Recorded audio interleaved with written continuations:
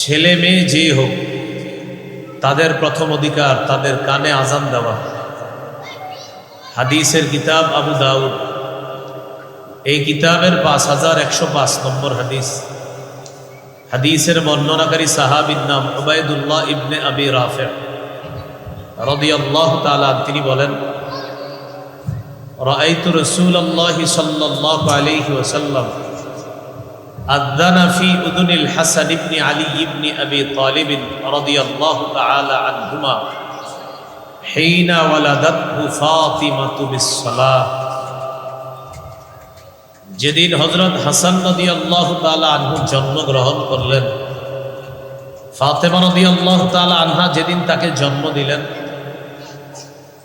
সাহাবী উবাইদুল্লাহ ইবনে আবি রাফি বলেন, আমি দেখলাম আল্লাহ রাসূল সাল্লাল্লাহু আলাইহি ওয়াসাল্লামকে হাসানের কানের মধ্যে নামাজের আজানের মতো আজান দিতে আমি নিজে রাসূল সাল্লাল্লাহু আলাইহি সাল্লামকে দেখলাম। নবী আজান দিছে তার নাতি হাসান রাদিয়াল্লাহু তাআলা আনহুর কানে।